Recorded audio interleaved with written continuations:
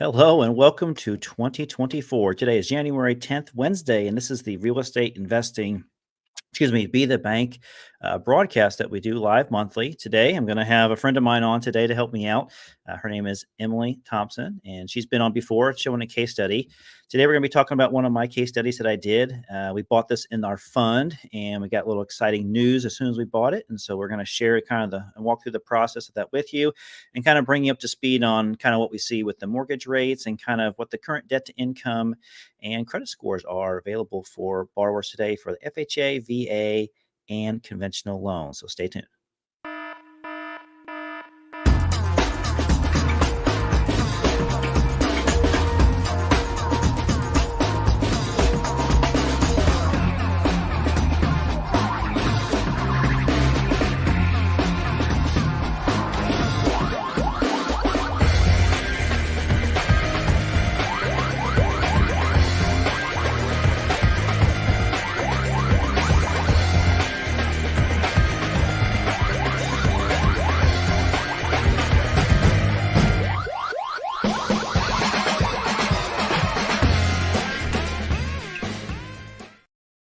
Well, if it isn't everybody's favorite optometrist, Miss Emily. Hi there, how are you? I'm doing good. I'm about an hour ahead of you with nighttime, so we have succumbed to the nighttime already. I don't know if it's nighttime yet at where you're at. Nope, still bright outside. I've heard you might have some snow on the ground over there in Indy. Yeah, I don't know if it's yet. I haven't looked outside in a few hours. It started to sprinkle a little bit. I picked up my daughters a couple hours ago from school off the bus stop. And then I noticed when we parked the car, it was starting to come down just a little bit. We haven't really had a good snow yet. I'd say the last couple of years, we haven't had like a really good snow. So maybe we're due for one. I don't know. We'll find out. So do you get much snow? Because you're in Oklahoma? Yes, we're in Oklahoma City, and we actually had snow on Tuesday. I woke up and I looked out the window, and it was white on the ground. And I think we might be getting some snow this weekend as well. I have a long weekend coming up. I'm a W-2 worker, so I still have the job, and I have Friday and Monday off, so maybe I'll get to play in the snow. You get to do snow angels? If we have enough, maybe. How much snow do you usually get in Oklahoma every season? It really varies. When my husband and I first met, we had a blizzard, and there was probably 12 inches of snow on the ground that he decided he was going to drive through in his Honda Civic to come woo me. The whole city was shut down, and he's like, "I'm coming over to see you." And I'm like, "I'm pretty sure your work is closed because they don't want you driving." But he made it anyway. So sometimes we have a lot of snow and sometimes we don't. It just kind of depends. Funny. Knowing your husband, I can see him doing that. So that's cool. All right. So you are obviously a note investor as well. You've been kind of hanging out with us, and we've been helping you along with some of the note investing things that you have going on with you as far as questions, and you've been helping us out as well on the side. So today we're going to be talking about one of my case studies. So I'm going to bring that up here in just a second. But I know you are actively buying performing, non-performing loans right now. Like, what's your cup of tea? Right now, I am probably looking more for performing loans to Okay. kind of fill some cash flow for my business so that I can continue to purchase the non-performing loans. I feel like some of the notes that I've been like buying lately are sub-performing, if you will, and I'm trying to kind of fix them up so that they're cash flowing. That's good. All right, Emily, let's go ahead and get into the presentation real quick. So hang with me just about 10 seconds.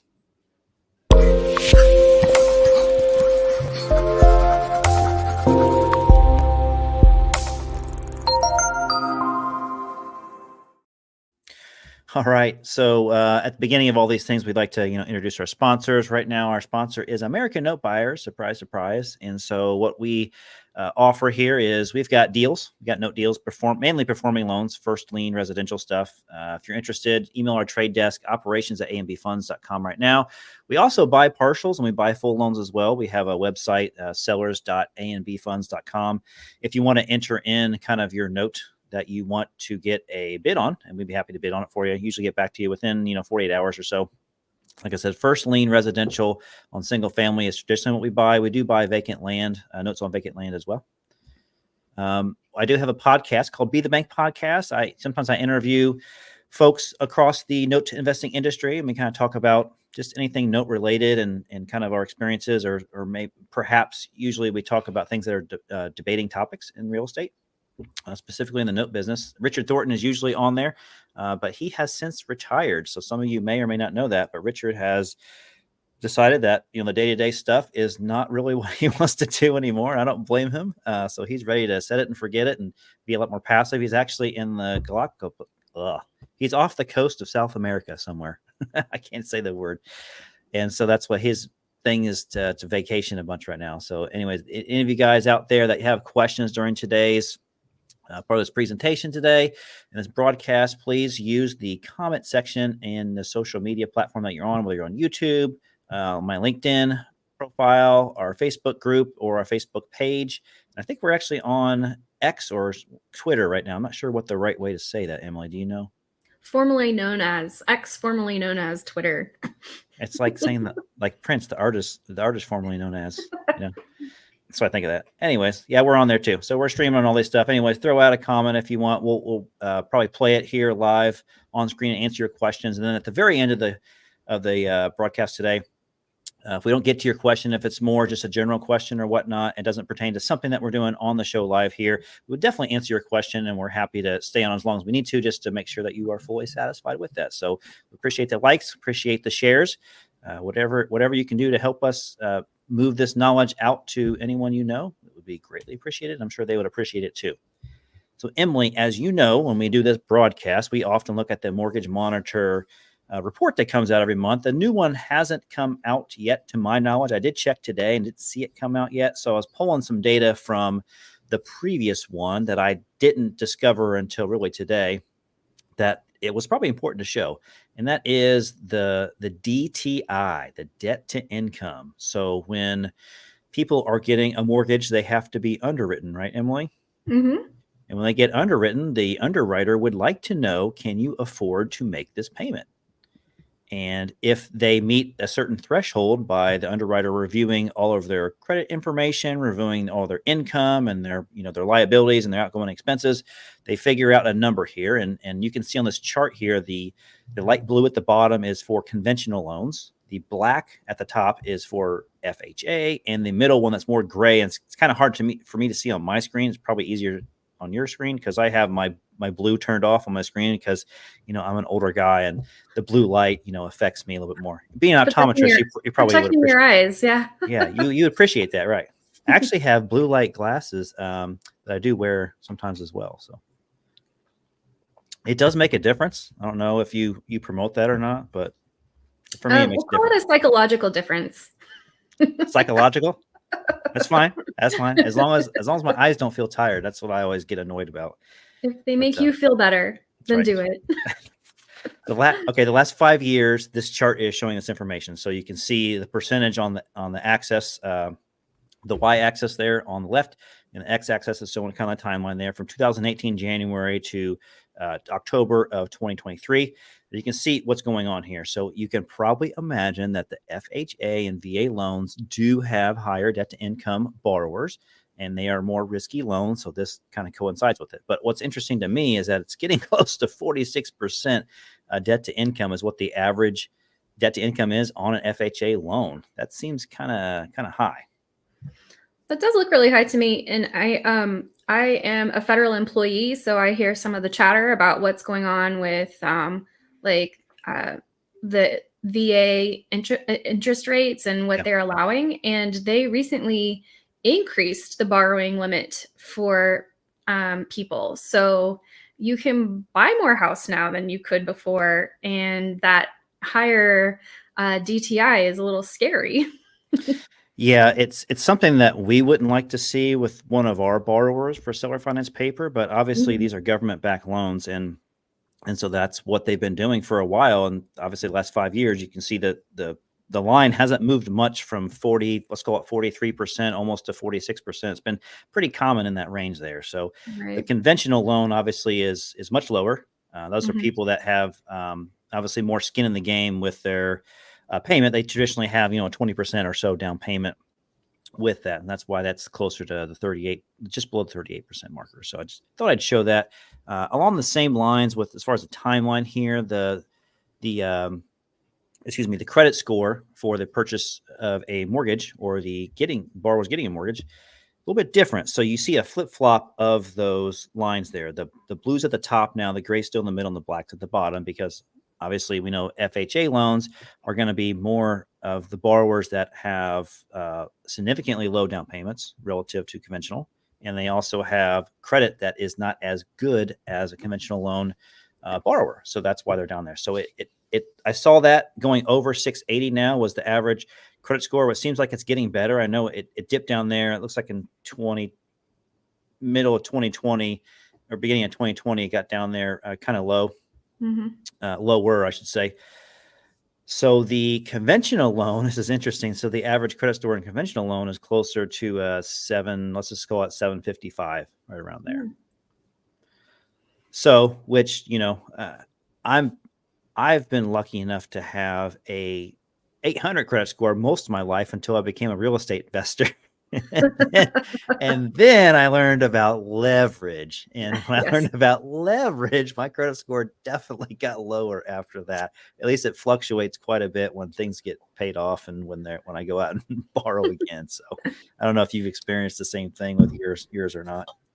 Well, our credit score went up when we started playing with leverage because we do like credit card games, and I call and increase the limit on our credit cards every so often, so that as long as you don't spend more, you keep that balance the same typically, and you have more available credit, then that increases your credit score. Yeah, isn't it like 30 or 35% of your whatever they call the score now, the FICO score, is made up because of your available credit?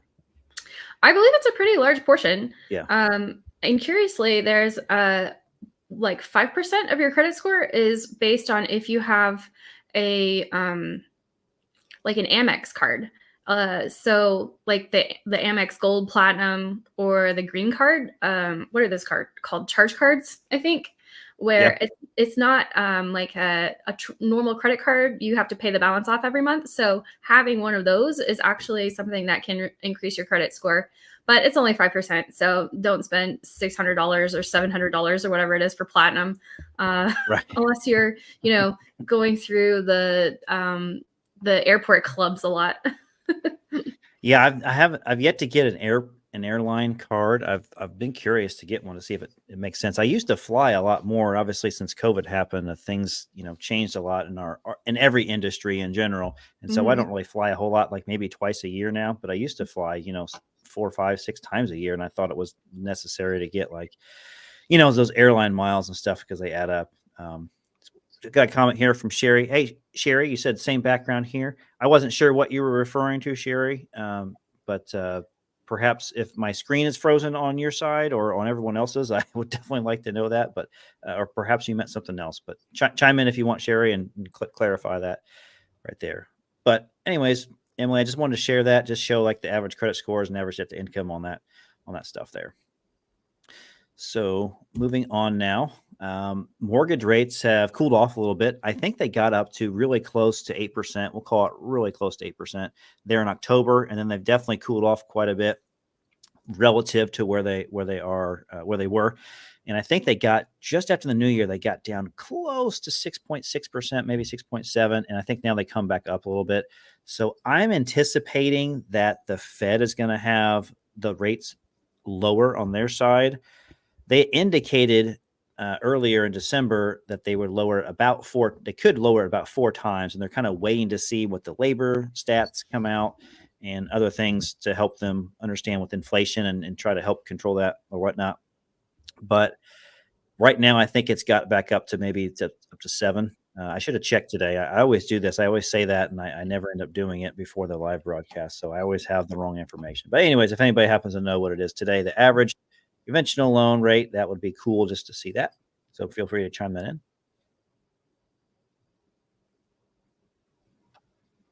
Oh, here we go. Sherry made another comment here. Wish I had your guest background instead.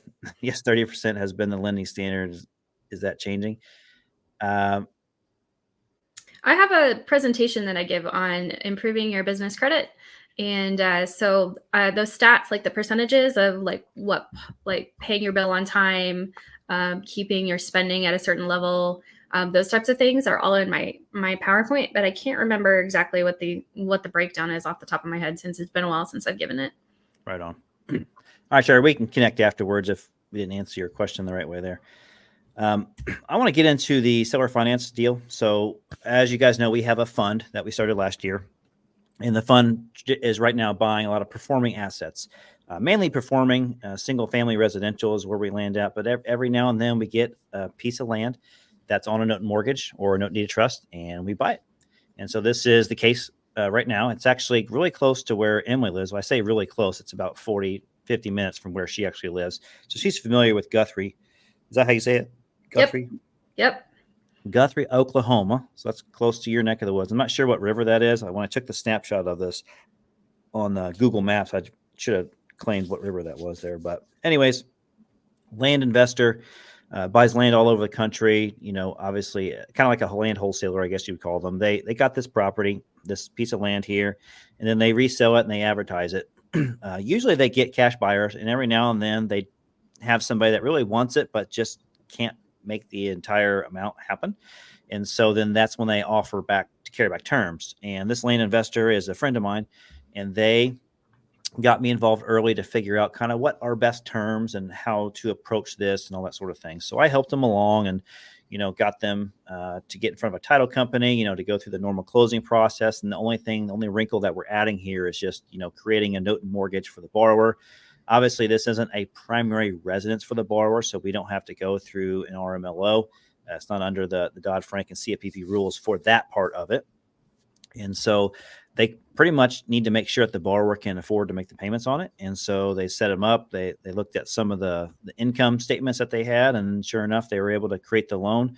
The borrower brought down a good down payment and kind of created it. And then she said, "Hey, Justin, you know, now that you're helping me create it, you know, you're planning on buying this, right?" And I'm like, "Well, okay, yeah, I guess so. But here's my price for it." And so they were wanting to accept my offer on the discounted price that I was going to pay for the note. And I'm going to get in those numbers here in just a minute. So the property value, or what it was sold at, it was around $40,000 for this piece of land. I believe that's about 5.5 acres, if I'm remembering correctly. That's good. And that I'm not sure if that building, we're looking at some sort of, I can't remember if this is Google or if I found this from their MLS listing. So I don't know if the boundaries are exactly correct drawn on here or not, but you get an idea of what we're dealing with. So they have a little bit of, let's call it riverfront or creek front there in the back of the property with all those woods there. I believe the borrower is going to actually build on it and improve it. So it looks like they have some sort of driveway tracks in there Mhm. already with people running around. So, anyways, it made sense to me. I wanted to be, definitely under 20,000 for the purchase on this. So I got it locked up and started to move forward here. So let's just kind of go through the numbers here. So, like I mentioned, there's a land wholesaler that originated it. I helped them close with the title company. The borrower put down about 18,000. So they were really close to putting down half the money. On that. So then I had the bought the loan with the specification that we're going to put this with a servicer, and so then the land originator, that's what I'm going to call them. They are actually going to collect the first payment on it, so then we can transfer it over to a servicer that we use. So that was the whole plan there. So, anyways, the unpaid balance was about 23,750. About 20 when I got it, about 23,750, because they had actually made one payment. That was kind of the reason for the closing there. The rate is 12% on the note, so the payment was about 390, and it was only about 95 payments there. So what's that? About 8 years on the loan. So that's pretty common for a piece of land deal. You want to have a higher interest rate and a shorter term. We probably could have got it a even shorter term than that, but since I knew I was buying it, I wasn't really worried about it. So I bought this for about 18,400. So that was my kind of all-in cost there. So pretty good deal there. So the borrower paid the originator like one payment, like I said. I found out that the borrower didn't have a mailbox on. There was no mailbox on that vacant land. I kind of knew that, but I was very specific when I asked the original lender and said, "Hey, look, I need to have a mailing address for this guy because we got to mail him, letters and all this stuff." And sure enough, we were getting return to sender mail coming back to us. So she had an interesting. The lady I was working with, she said this: describe the borrower as a good old boy, and so. She said that he was kind of old school and he wanted to do things in person, and he really didn't use a computer.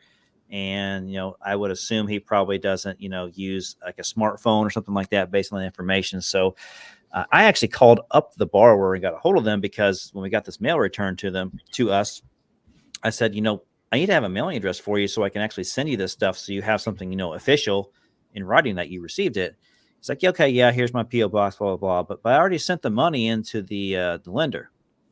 I said, yeah, I know you sent in the first payment. Yeah, thanks for doing that. And now we're going to actually have you send the payment somewhere else now, because someone is going to be, a company's going to start collecting the payments from you as opposed to you sending them to that person. He goes, yeah, I already paid it off. I go, what are you talking about? You paid it off. He goes, yeah, I paid it off. Paid off the loan. And I'm thinking, like, you made one payment. Like, why do you think you paid off the loan? Like, I'm really confused here. And I started digging in and asking some more questions. And I said, sir, did you send in another payment? He goes, yeah, I paid it off. And I go, oh, okay. So now I'm understanding. Like, you had sent in another check paying off the entire loan as the second check that hadn't reached the original lender yet, because he actually put it in the mail a couple of days before I happened to actually call him. This was like a week ago, I think. And so I called up the original. I called up the original lender and was saying, "Hey, have you received a check yet?" Or I text them and he's like, "No, I haven't received a check yet." I was like, "I gotta be on the lookout for a check when it comes in the mail." So I'm still talking with the borrower. I'm like, "Well, how'd you know how much money you had? How much money you needed to pay off the loan?" He's like, "Oh, I had my real estate guy that I bought this piece of land from, that helped me buy this piece of land. He helped me figure out what the payoff was." Thinking like, okay. So I was like, "Can I ask you a question?"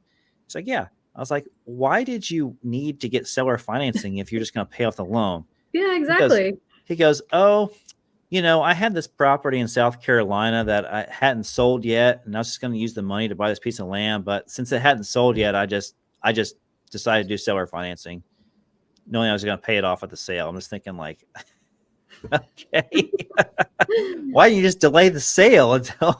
But okay, not a big deal. I end up winning on this scenario. So, anyways, the guy has paid off the loan. The check has come in the mail, and that's kind of the punchline with this. So, very, very interesting. When this stuff happens, the return on investment is pretty significant because you're expecting, well, I'm expecting to get 95 payments, for the next almost 8 years, like 7 years and 11 months. And now I'm getting paid off today, the entire balance of what's owed to me. So it's around 23,750. I always do round numbers on this thing because there's no reason to be exact. Basically held it for 1 month. So it's about a 30% return in 30 days. So, and that's an ROI, not a yield there. So Right. if you want to annualize that, that's fine. I'm not really worried about having a couple 100% yield on this to show it off. It's, I'm getting a 30% return on my money in 30 days. So I am definitely not complaining about that. It's a very good return. It doesn't happen all the time, but it's just kind of cool when it does happen. And like I said, yeah, we bought this in our fund and we turn around and we get a payoff on it pretty quickly. So these things happen. So profit was about $5,300 after it's all said and done on a $18,500 investment. So pretty nice little return. So that's a good paycheck. What stood out about that loan that you liked besides getting the payoff early? Well, I like the location. Like I said, it's not too far from me. And I've been looking at doing some just land deals myself. Yeah. And I think that it's always kind of hard to figure out the valuation of the land. Yes. So that is something that's a little confusing for me personally, and probably why I haven't jumped into it at this point yet. Yeah.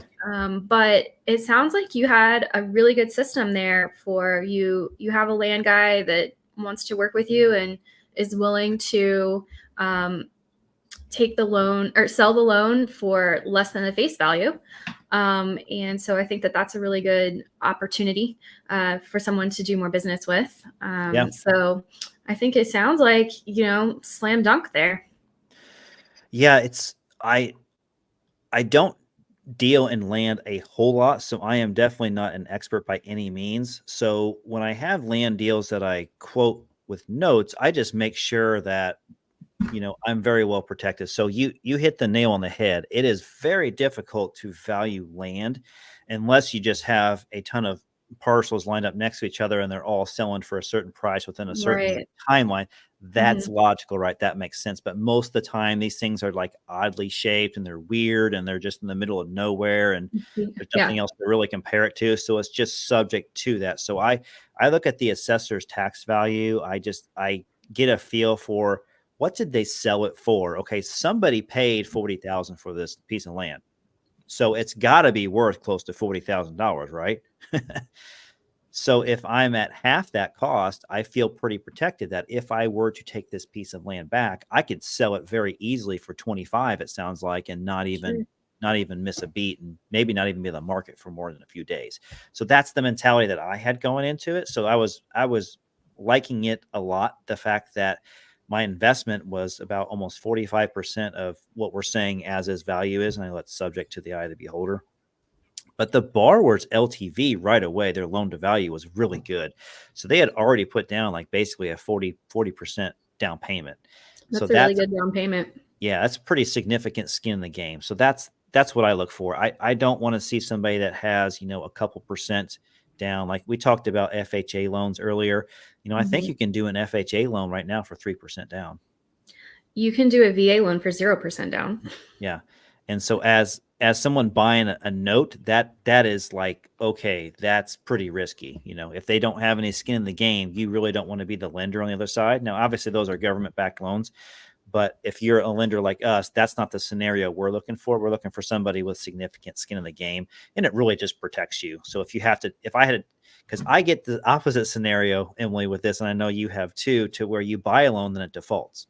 You don't get any payments, right? So you want to make sure you prepare for that. And the best way to prepare for that is to buy it correctly and just know all the attributes about it that give it its value.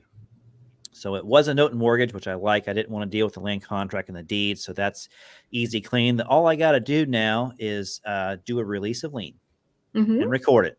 And that's it. That's all I got to do. Everything's said and done. It's nice, easy, and clean. The collateral. Nice. Yeah, the collateral was a vacant land, and we kind of went through the reasons why on that. If you guys have any questions about this deal that popped up, I didn't want to overcomplicate it, but it was pretty black and white in my opinion. The guy put down a sizable down payment. Interest rate was really good. It was a very low UPB. I didn't have a lot of money out there to risk. If this was a vacant land and I had to put, $150,000 down, I would not feel comfortable with that because, like I said, this isn't my area of expertise. But the deal looked pretty nice to me. Now, if it was a single family house, I would feel more comfortable because I know I can resell that pretty quickly in whatever area it's in.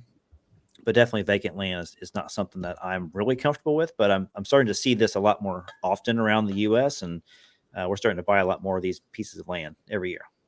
Yeah, I think there's a good opportunity for the vacant land.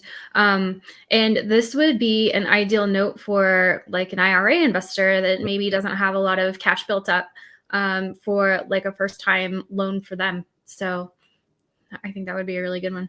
That's a good point. That's a good point. Sherry made a comment here. I want to bring it up. There was no indication he wanted to pay off early, but nice surprise. It was literally the phone call that I had with this guy that sparked the conversation. So, and like I said, when I mentioned that the other person that was selling me this note said that he was a good old boy, he was a good old boy. I even sent a text message to this guy first because that's just what, people do now. They send text. And the first thing he said, "Don't send me a text message. I don't read text messages." I said, "Hey, okay." I won't mention the guy's name. I'll be like, "Okay, no problem." Are you talking about my dad? I think you're talking about my dad. I think his last name was Thompson. And my dad would know the payoff because I can remember as a kid him having the sheet of paper from the printer with the circles on the edge. Yeah. That was his spreadsheet, his Excel spreadsheet, and he would check off every payment he made on the mortgage for our house.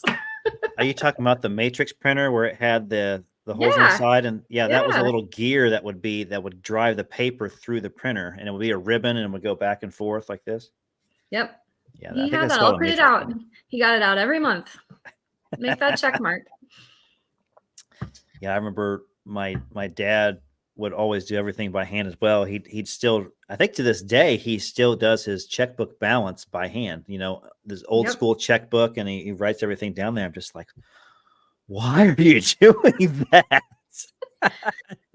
It's like, I know I started out doing it that way, but when it came electronic, I'm just like, why would you do that now? I mean, it's all electronic. But, okay. Habits die hard. Yeah. He's the same guy that's out there and using the entire dining room table spread out with the 1040 forms, for taxes and stuff, and like has all this information all over. It's like for 2 days, he looks like he's, the general in the army trying to figure out where to infiltrate in different areas. It's like, man, I don't want to be an adult. I want to stay a kid, man.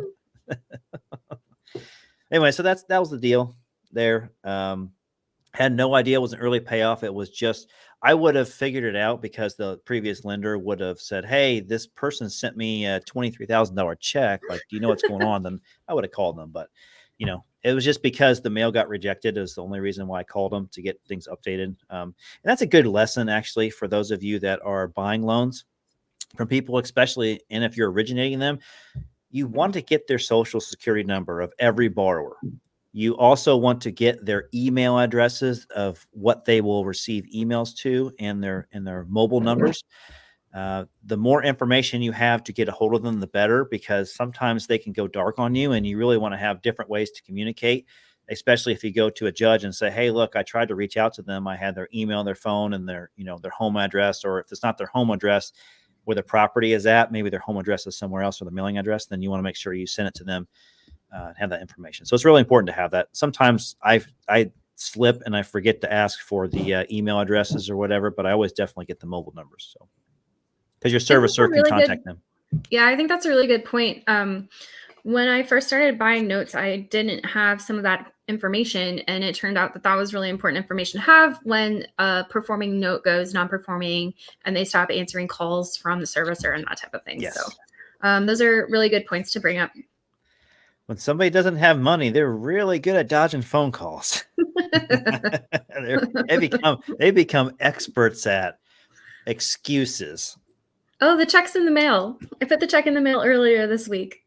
Yeah, I don't remember how many excuses there are, and some of them are legitimate. Like I get it. I don't press on them hard, and nor do the services that we use press on them press on them hard. They basically say, hey, look, I don't know if you realize this, but you're 45 days behind or whatever. And there's late fee charges. We just want to understand what's your plan to get caught back up. And then it kind of prompts them to, sometimes they're shy about it. And I get it. Everyone's embarrassed if their financials aren't that good and they don't want to mention it. But a lot of people are really honest and be like, look, I lost my job. Like, well, we're really sorry to hear that. But hey, your local municipality has an assistance program that can help you get caught up and pay more payments for you in the future. How does that sound? Oh, that sounds good. What do I have to do? We got to fill out this hardship letter. You got to enter in the information here, go to their website. And it's amazing how much money is out there. So we've had a few loans that have struggled this past year or two. And lo and behold, there are assistant programs out there that can definitely help them out. You just got to take the time to research them. Sometimes your servicer knows a lot more about that stuff than you would just Google searching it, because they deal with that stuff all the time. That's their job. So they are your knight in shining armor. I had a note where I helped the borrower sign up for the assistant, like the COVID homeowners relief assistance fund, and it got them their arrearages paid and taxes paid, insurance for a whole year paid, and get caught up. So they were very thankful for that. I mean, that's like a huge gift for somebody in that situation. Like, they are totally not expecting someone to, like, they may expect like, okay, I might be able to get a payment forgiven or something like that, but they're not expecting to get caught back up, having it paid forward. Like you said, paying for taxes in advance, paying for the insurance or whatever like that. That's huge for them. And they are forever grateful for that. And they become really good communicators after that. I'll tell you that much. So anyway, some of the excuses are funny. We should probably have a special podcast episode on, excuses from borrowers. Sometimes it's quite comical, but I'm gonna, I hit the button and of course my slide's not working. There we go. Okay. So like I mentioned before, if you guys do have notes and mortgages, land contracts, contract for deeds, deed of trust, lease options, if it's on a first lien and it is on residential, definitely send it over. Use the QR code, use your smartphone, go ahead and scan the QR code with your smartphone. It'll go straight to our sellers.ambfunds.com website, where you can enter in the note information for us to give a quote on, and we're happy to buy those. We're gonna stay on the call here, but just to remind everyone, love is in the air. February 14th, next Wednesday is our next broadcast, so we will have a Valentine's special. Who's your date for the podcast host that day? Well, it's a broadcast now. I'm pretty strict about my terminology here. I'm actually going to have 3 other of my note friends that are going to be on with me. It's going to be Mr. Chris 70 of 70 Investments. It'll be Mr. Jay Redding, my friend up north in Fort Wayne, Indiana. And then Mr. Jamie Bateman, the CEO of, is he CEO? Just founder now. I don't remember what his title is, but he's the guy that owns BiFi, and he's a fund manager as well. So we're going to be on next February 14th from 6 to 7 p.m. Eastern. We will start advertising that here probably in a few weeks, but yeah, that's going to be the Love is in the Air February 14th, Valentine's Day broadcast special, just talking about notes. So you can't imagine having a better group of guys talking about that stuff. I did make sure that nobody's wives or spouses were going to be upset if they were going to be live on the broadcast on Valentine's Day. So no offended parties. Yeah, no offended parties. So if you guys are interested in learning more about our fund, please email investors@ambfunds.com. Definitely follow us on social media, American Note Buyers for Facebook, Instagram. I don't think our X handle is American Note Buyers. It might still be Bright Path Notes. I think somebody stole that handle from me. So going to have to get that back somehow. Don't know how, but we're going to have to get that back. We do have a Facebook group. It's called Be the Bank Real Estate Note Investing. It'll have our little logo on there. You'll see that. But Emily, I'm going to bounce that off there. So I understand that you had a deal that was local to you that is an opportunity for you.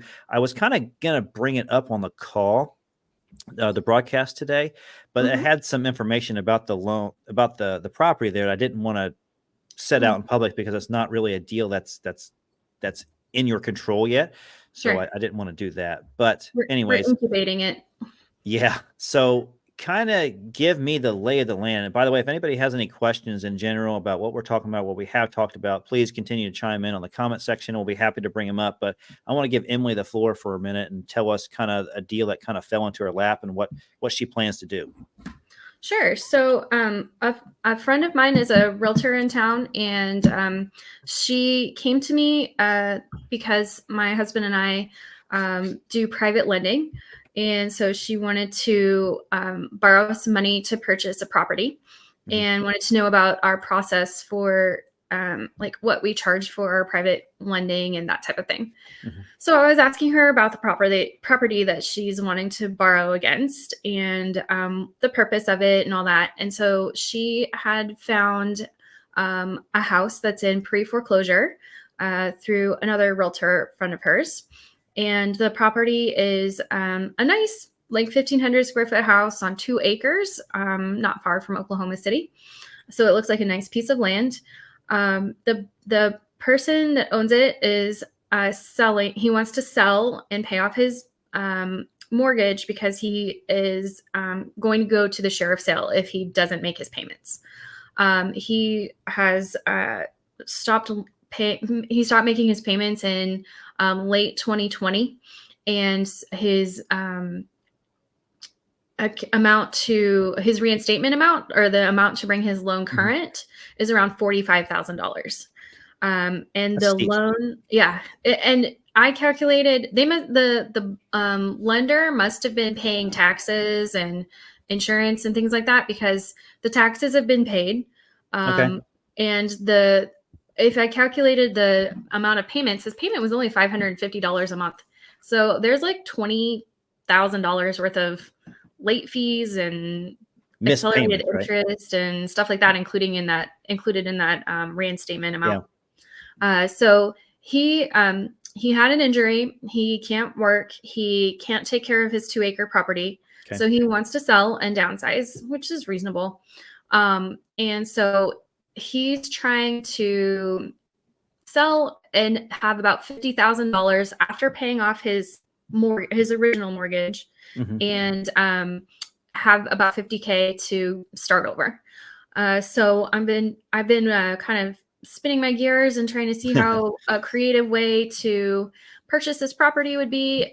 It probably needs about maybe $10,000 or $20,000 to get it fixed up. The realtor has walked the property and said that it's in pretty good condition, just needs like paint, maybe some new floors and cleaning.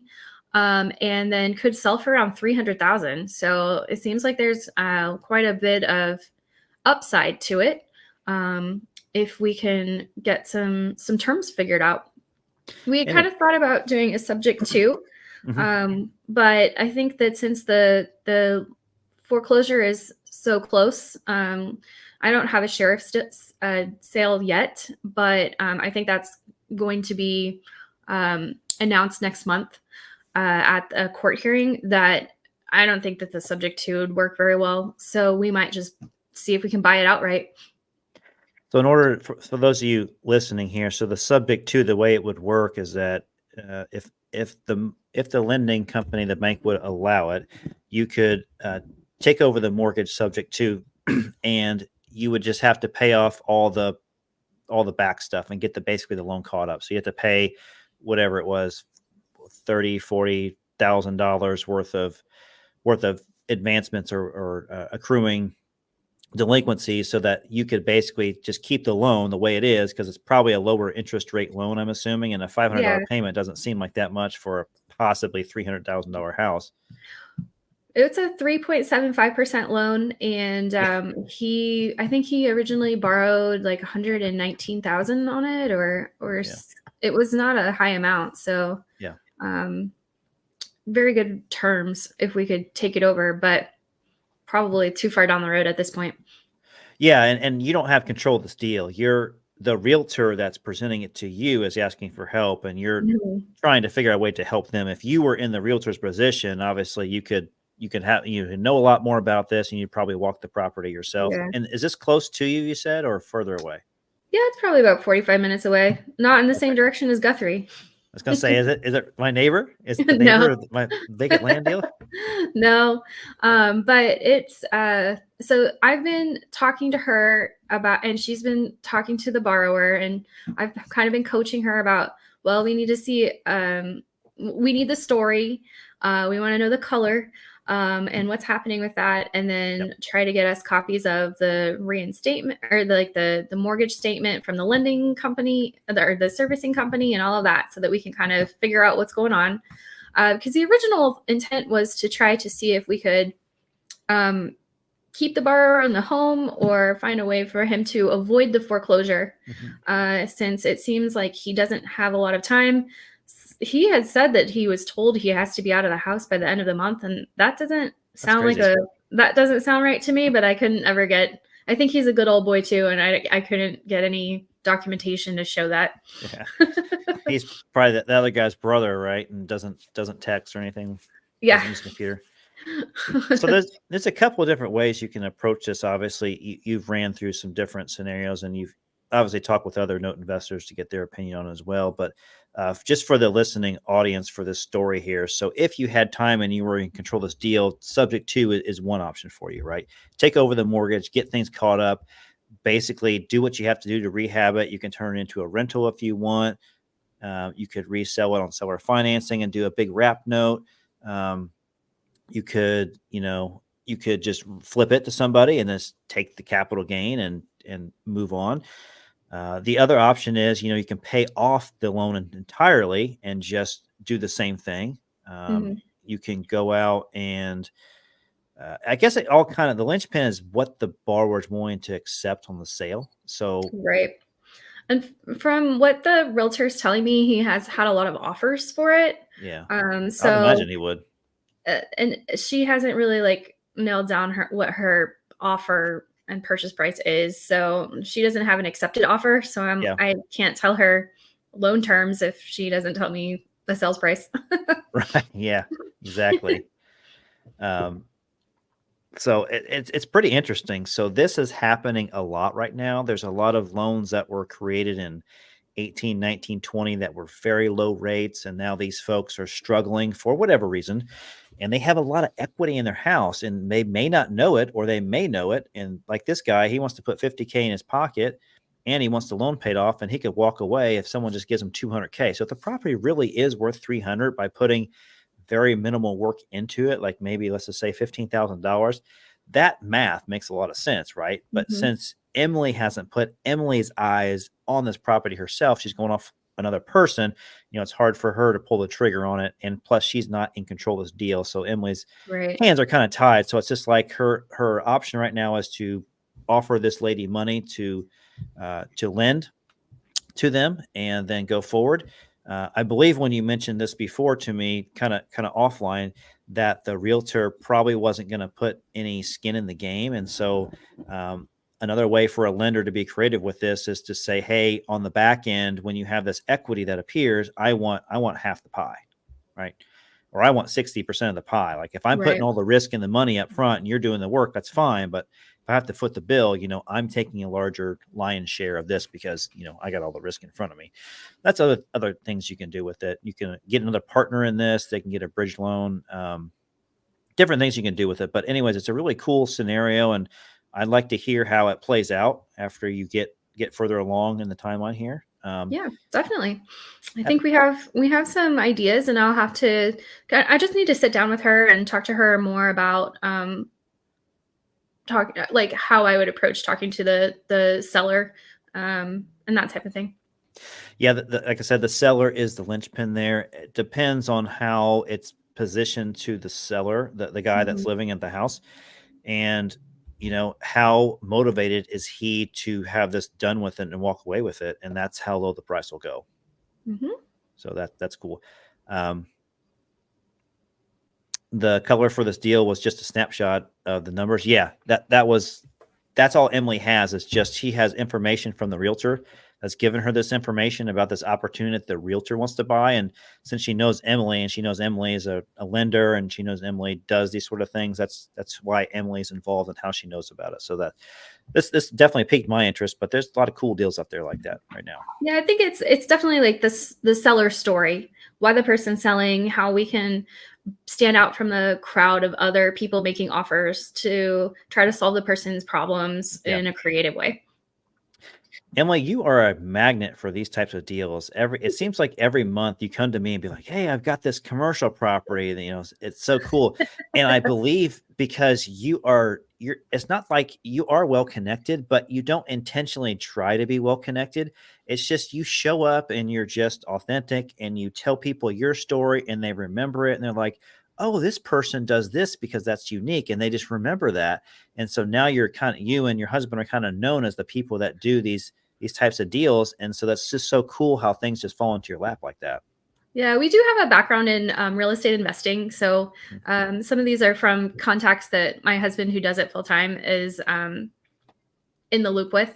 But it's kind of funny, that last one that I talked to you about last month, the commercial loan, was from a hard money lender in town, because he was talking to another hard money lender in town that I had bought a loan from and made like $40,000 off of him. And he's like, "That's the most anyone's ever made off of me. I can't believe it. I'm never selling you a loan again." Yeah, people get hateful quick, don't they? The greed glands start coming out and be like, "That was my money." Actually, I was going to talk to the first one about loaning me money to buy this deal. It's like, "Hey, money bags, want to help me out here?" All right, we got our friend's money magnet here. It says, "Thanks for hosting. I'm interested in land investing, specifically land flipping. Do you have any recommendations for affordable coaching or mentoring options in this field?" Actually do. I do know a couple of land people that I find very respectable. And so if you send us an email at info@anbfunds.com, I'll be happy to share those contacts with you. I don't get any benefit from it, but I'm happy to make the connection for you, because they also make connections to me on people that want to buy or sell loans in the land business as well. So yeah, definitely happy to share that information with you, money magnet, and just email me at info at anbfunds.com. Be happy to share that with you, my friend. And thanks for your comment. So, Miss Emily, well, good luck with that deal. Definitely keep us abreast of the situation on that. Be happy happy to know the outcome of that. So, it sounds like I might be a flipper soon. We've never done the flipping. We did a terrible job at flipping. The house that I'm sitting in, we bought to flip, and then we decided, we're just going to live in it. It's funny. I did that in my first house that I bought in Fishers, Indiana. Here, I did the same thing.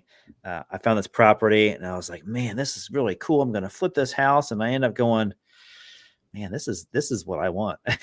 So we lived in it, and unfortunately, I sold it. I made a good profit on it, but I sold it, and now it's worth twice as much as it was, and that was 5 years ago, because of all this real estate appreciation. So if I only would know what I know today, what I know back then, we'd all be a gagillionaire. Is that what that commercial is? 11 billion billionaires. 11 billionaires, yeah. All right, Emily. Well, thanks so much for being the co-host today on the Real Estate Note Investing Be the Bank broadcast. And next February the 14th, Love is in the Air. We're going to have, like I said, Chris, Jamie, and my friend Jay also on the broadcast. We're going to be talking about some note things, probably doing some case studies. So we'll catch you guys then on that. Emily, did you have anything else you wanted to talk about before we end today's broadcast? I don't think so. Great case study. I wish I had 10 of those. Yeah, exactly. Yeah. Wish my whole portfolio was like that every time I did it. Could you imagine getting 30% every 30 days for many years in a row? I think that would be a remarkable return constantly. Don't tell the IRS. Yeah. They'll find out sooner or later, right? All right, Emily. See you, my friend. Bye. Thanks for having me. You're welcome.